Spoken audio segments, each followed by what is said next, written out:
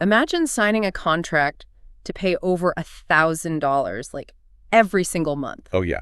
That is a massive chunk of change. Right. And locking yourself into that payment for 7 long years, all for a piece of technology that will probably be totally obsolete in 3. It is honestly a terrifying trap to fall into. It really is. Well, welcome to Auto News Talk, because if you step back and look at the automotive landscape right now, I mean, you are witnessing an industry going through a massive, almost schizophrenic identity crisis. Yeah, schizophrenic is the perfect word for it, honestly. It is incredibly chaotic out there. It is a market of absolute extremes. On one side, we are seeing record-breaking financial strain on everyday consumers. Yeah, the wallets are hurting. Exactly. Plus, there is this incredibly bumpy, fragmented transition to electric vehicles. Right, and you have legacy automakers absolutely fighting for their survival. Yes. And yet, at the exact same time, in the exact same market, massive corporate investments are being poured into gas-guzzling, tire-shredding horsepower. It really makes no sense on the surface. It doesn't. Okay, let's unpack this. Because to navigate what is actually happening on the dealership lots, you really have to understand the invisible forces driving all this chaos. Right. And if we connect this to the bigger picture, the terrain we are walking through is completely interconnected. It is not just random events. Exactly. Right. We are going to map out the current auto industry by looking at the reality of the consumer's wallet first. Because, that brutal financial reality is dictating what people actually buy. Obviously. Right. Yeah. And from there, we can see how that shift is causing the manufacturing giants to just absolutely panic as they try to adapt. And then, of course, the fun stuff. Right. Finally, we will explore the bizarre, completely contradictory realities emerging in the performance market. Yeah. This is not a series of isolated events, It is one continuous chain reaction. Exactly, and it all starts with the wallet. I mean, before we can even talk about what kinds of cars are rolling off the assembly lines, we have to talk about how people are actually paying for them. And the numbers are, frankly, terrifying. They really are. According to the Auto Affordability Strain article, U.S. vehicle loan balances have hit a horrifying new peak. Yeah, we are looking at a scenario where total auto debt has skyrocketed about 37%. Wow. 37%? Yeah, over roughly a 7-year period. It is hitting a record $1.69 trillion. Trillion, with a T. Exactly. That is a massive inflation of consumer debt tied to an asset that literally loses value the second you drive it off the lot. Right. When you zoom in on the individual transaction level in that same affordability report, the average new vehicle transaction is sitting at nearly $49,000. Which is wild. It is, because a decade prior, that was about $35,000. I mean, just think about that jump. It is pricing normal people out entirely. Totally. And the really scary part is the absolute disappearance of the affordable car. Only 15% of new vehicles sell for under $30,000. Only 15%. Yeah.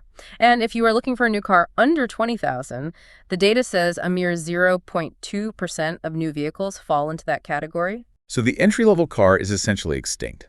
Pretty much. Which completely forces the consumer into a corner. Because, the average amount financed has now hit a record $44,156. That is a massive loan. Right. And when you finance that much, the monthly payments inevitably balloon. And this is the statistic from that affordability report that seriously made my jaw drop. The source explicitly states that 1 in 5 new vehicle buyers now pays $1,000 or more per month.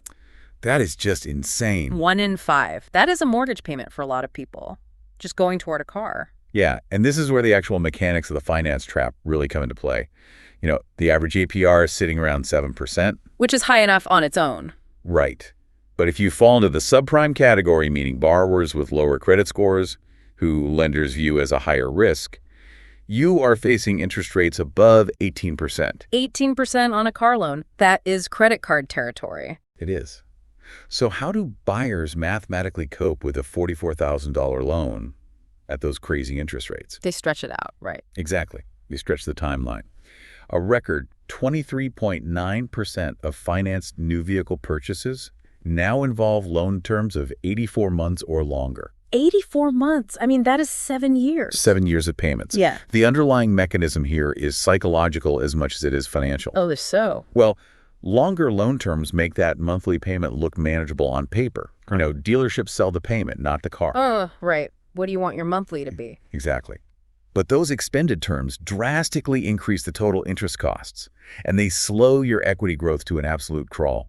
So you owe nothing for years. Right. You end up paying for years before you actually own any real value in the vehicle. Yeah. This leaves buyers incredibly vulnerable to being underwater. Meaning you owe more on the loan than the car could actually be sold for in the real world. Exactly. Mm-hmm. It essentially boxes lower to middle income buyers entirely out of the new car market.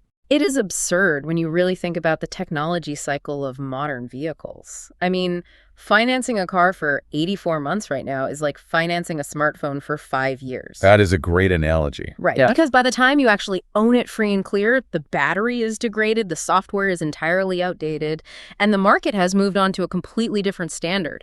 You are just paying top dollar for obsolete tech. Yeah, you are locking yourself into a financial contract that far outlasts the vehicle's actual technological relevance. Now, I will say the affordability source does offer some suggested buyer strategies. Like what?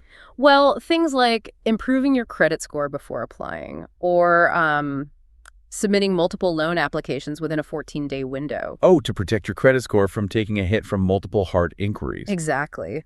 They also stress looking at the total loan cost, not just that monthly payment. Good advice, but it feels like putting a Band-Aid on a bullet wound. Right. Honestly, what this report completely fails to answer is the big macroeconomic question. How long can this massive debt bubble inflate before sweeping default rates hit the entire industry? That is the million-dollar question. If a quarter of buyers are stretched out to 7 years just to afford basic transportation, I mean, that feels like a house of cards waiting for a strong breeze. It really does. And that intense financial pressure cooker is exactly what is traveling up the supply chain and dictating consumer behavior on the dealership floor. People are just trying to survive. Right. Because vehicles are wildly expensive and buyers are taking on so much financial risk, they're becoming ruthlessly pragmatic about what powertrain technology they're willing to adopt. Which perfectly explains the massive shift detailed in the Cox Automotive quarterly data. Oh, absolutely. We have been hearing nonstop about the EV revolution for years now, but this data shows that while the EV market is steadying after some steep declines, traditional hybrids are the undisputed winners right now. Yeah, the numbers paint a very clear picture of consumer hesitation. According to the Cox data, EV sales hit 247,226 units for the quarter. Okay. Now, that is a 14.7% increase from the previous quarter, which shows stabilization, but it is still down 20.5% year over year. Wow, down 20%. Yeah, so the explosive exponential growth we saw a few years ago has definitively cooled. EVs are currently holding steady at about 5.8% of the total new vehicle market. Right, but look at what is happening with hybrids. The Cox report notes that the broader new vehicle market is actually expected to decline 2.2%. But hybrid sales, Going up? yeah, they are forecast to rise by 9%. Consumers are just flocking to them. It makes sense financially. It does, and you look at the brand breakdown, Tesla is still the giant, accounting for half of all U.S. EV sales, but even they saw a volume drop of over 10%. A pretty significant hit for them. Yeah, and meanwhile, you have legacy brands like Toyota and Subaru literally doubling their EV volume. It really just comes down to what financially strained consumers are willing to tolerate. There's a very revealing quote from Stephanie Valdez-Streety. She is the Director of Industry Insights at Cox Automotive. What does she say? She noted that the next phase of EV growth relies on automakers translating technology into products that meet consumer expectations for, quote, affordability, utility, performance, and ownership experience. Affordability clearly being the operative word there. Exactly. The implication of this Cox data is that elevated gas prices are pushing people toward efficiency. But the lack of reliable charging infrastructure makes pure EVs a massive leap of faith for a consumer who is already financially stressed. It is just too much risk. Right. Hybrids have become the safe, logical stepping stone. You get the fuel economy, but you do not have to change your entire lifestyle or, worry about finding a functioning charger on a long road trip. I look at it this way. EVs are currently acting like the luxury sports cars of the eco world. That is a good way to put it. Right. They are amazing, they are futuristic, early adopters love them, but they require a specific lifestyle, a home charger, and a flexible budget. Whereas hybrids are functioning like the reliable commuter trains for the masses. They just work. Yeah, they just work. They make immediate financial sense, and they fit perfectly into the gas station infrastructure we already have everywhere. This raises an important question, though, which the Cox data points to but does not fully resolve. Oh, what is that? Well, what the data does not answer is why certain EV pioneers like Tesla are seeing their volume drop, while specific legacy brands like Toyota are rapidly gaining EV market share. That is interesting. Is it brand loyalty? Maybe? Or is it the strength of legacy dealership networks? The data proves the shift is happening, but the underlying brand dynamics remain a bit of a mystery. So what does this all mean for the people actually building the cars? Because that dramatic shift in consumer behavior, this desperate cling to affordability and pragmatic hybrids, is sending absolute shockwaves through the manufacturing side. It really is. The legacy giants are either slamming on the brakes or being forced to drastically shrink. Let's look at one of the reports on Toyota. They are outright delaying their crucial upcoming Highlander EV launch. Yeah, this is a major strategic pivot. The Highlander EV is a vital vehicle for Toyota. Huge. It is meant to be the bridge that moves their massive base of three-row SUV buyers into the electric era. But the report notes that Toyota is pushing this launch well beyond its original sales target. So what are they doing instead? Instead, they're going to just keep building the current generation gas and hybrid versions of the Highlander through December. A Toyota representative actually went on the record in that report confirming a delay of, quote, a minimum of 8 weeks just for final pre-launch changes. And, 8 weeks in automotive manufacturing is a lifetime. It is huge. It throws off supply chains, marketing rollouts, and dealership allocations. It shows an extreme level of caution on their part. And what is frustrating is that the Toyota report leaves things totally vague. I mean, it doesn't answer what these tweaks actually are. Right. It is super secretive. Are they fixing a massive software glitch? Did a supplier for a vital hardware component fall through? We have absolutely no idea. None. And it leaves this glaring open question of whether this delay is going to chain react and push back the related Lexus TZ or the Subaru Getaway, which are supposed to share that exact same platform. Yeah, they know they cannot afford a botched EV launch right now, especially when consumers are already so hesitant. Exactly. But, if Toyota's being cautious, Volkswagen is facing something much, much darker. The restructuring report on VW describes an outright existential crisis. It is brutal. The Volkswagen piece outlines a plan where they are looking to cut their model lineup by up to half. Half? Let that sink in for a second. Half of their global vehicle lineup just gone. They're also reducing their annual production capacity down to 9 million vehicles. It sounds like a lot, that. For context, their pre-pandemic target was 12 million. That is a massive contraction for one of the largest automakers on the planet. They are facing a perfect storm.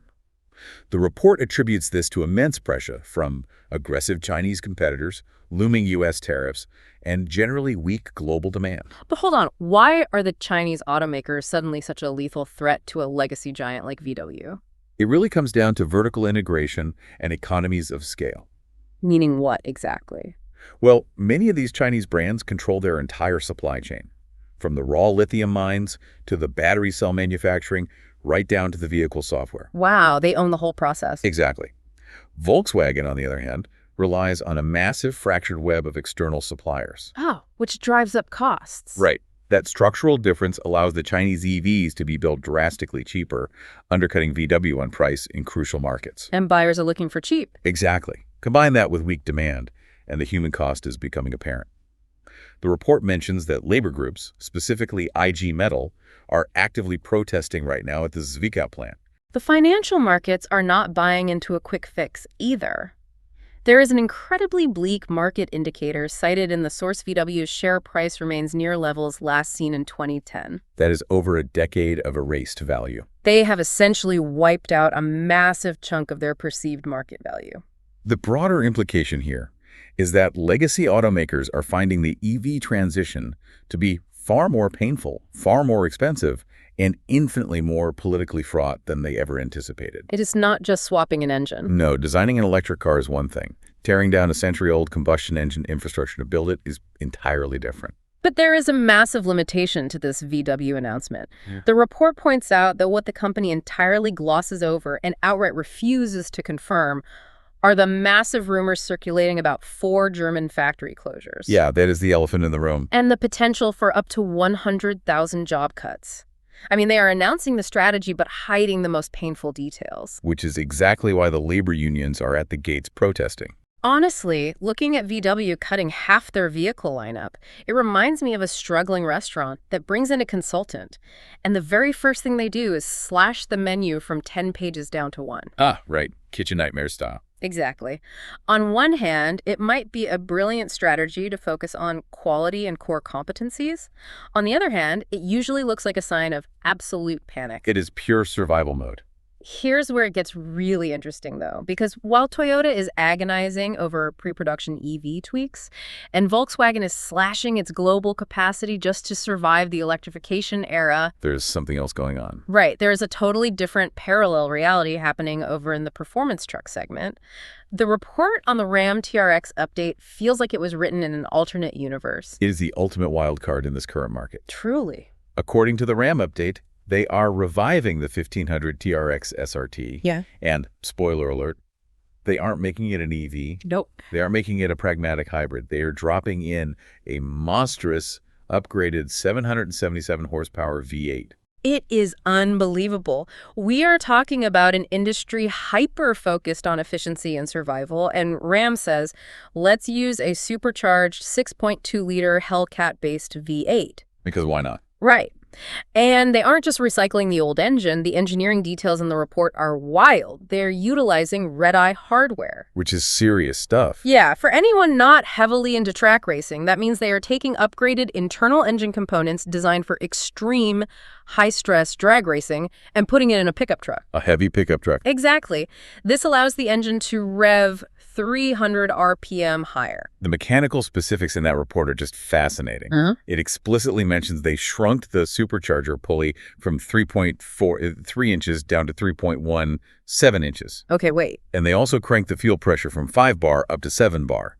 This allows them to completely smash their previous 720 horsepower target. Okay, pause. For those of us who don't spend our weekends rebuilding engines in a garage, what does shrinking a pulley by a fraction of an inch actually accomplish? Well, it is all about the physics of forced induction. A supercharger acts like an air compressor, right?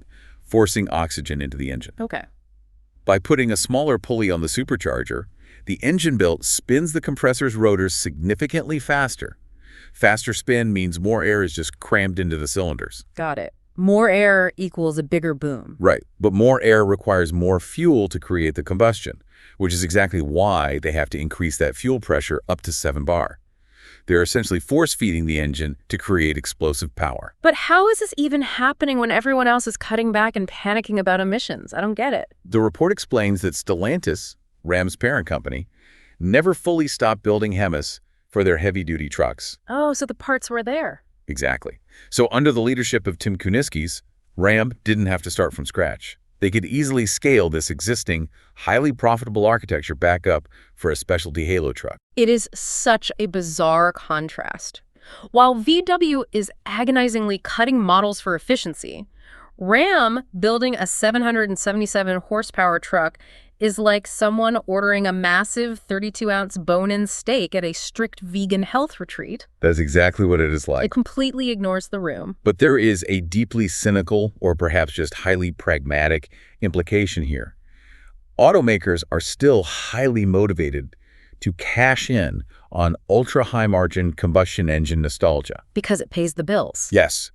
Vehicles like the TRX essentially print money, and they need that massive influx of cash to fund the very expensive, very messy EV transitions we were just analyzing with Toyota and VW. So the gas guzzler is literally funding the green revolution. Pretty much. Although I will say, what the Ram report conveniently leaves out is any detail on the production timeline, what the final astronomical price tag is going to be, or how a 777 horsepower truck fits into the brand's long-term corporate emission goals. Yeah, they skip over that part entirely. It is just pure, unfiltered horsepower hype. What's fascinating here is how clearly these 5 distinct sources paint a single, unified picture of an industry in deep turmoil.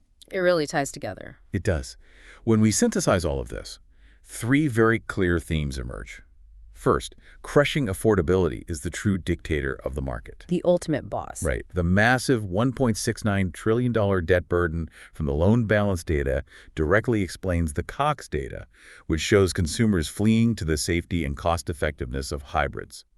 The wallet always decides the technology. I completely agree. The finances are the foundation of everything else. Second, we are seeing the extreme growing pains of legacy automakers. Yeah, the panic. Toyota delaying a major launch for weeks just to get it right. And VW restructuring to the point of cutting its lineup in half shows that transitioning a massive entrenched business model is incredibly fragile. It is not as simple as flipping a switch. And third, you have this profound split personality in the auto industry, catering to absolute extremes. It's a vegan retreat steak. Exactly. You have the Cox data showing the desperate need to stabilize affordable EV adoption, sitting right next to the RAM report detailing a supercharged V8 that requires elevated fuel pressure just to feed it. Which perfectly highlights the two massive tensions currently pulling the industry apart. Tension number one: the intense regulatory and market pressure to adopt affordable EVs, which directly contradicts the ongoing, highly profitable investment in extreme legacy combustion engines. They're trying to walk in two opposite directions at once. Exactly. And tension number two is the urgent need to get new EVs to market, like the Toyota Highlander, which is supposed to be this huge bridge for families, versus the harsh reality we saw in the loan balances report. That harsh reality being the debt. Right. A massive segment of the population is buried in 84-month loans.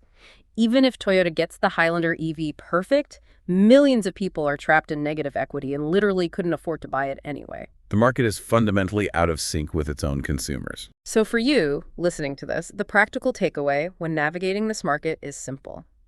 You have to look past the monthly payment. You not fall for the payment trap. Exactly. Dealerships want to talk about how manageable that monthly number is, but buying into the wrong technology phase on an 84-month loan could leave you financially trapped in a vehicle that the market has completely moved on from. You do not want to be paying off a combustion engine a decade from now when the entire infrastructure has shifted. It requires a much higher level of strategic long-term thinking from the buyer than it did just a few years ago. Well, that wraps up this edition of Auto News Talk. To quickly summarize our journey, we are watching an industry where record debt is forcing buyers into pragmatic hybrids, throwing legacy giants like VW and Toyota into panic and delay, all while brands like Ram keep the V8 party going to foot the bill. It is a truly fascinating ecosystem to watch unfold. Your next step is to just keep an eye on your local dealership lots. Watch what actually shows up first. Are we going to see those delayed Toyota Highlander EVs arrive, or will the massive Ram V8s beat them to the showroom floor? That will be the real test. That will tell you a lot about where the industry's priorities really lie. And I want to leave you with one final thought to mull over. Lay it on us. If the average car loan is now stretching to 7 years, and that outlasts the actual technology curve of the car itself, are we rapidly moving toward a future where we stop owning cars entirely and simply subscribe to them like software? Now that is a massive paradigm shift. Something to think about next time you are stuck in traffic. Thanks for joining us on Auto News Talk.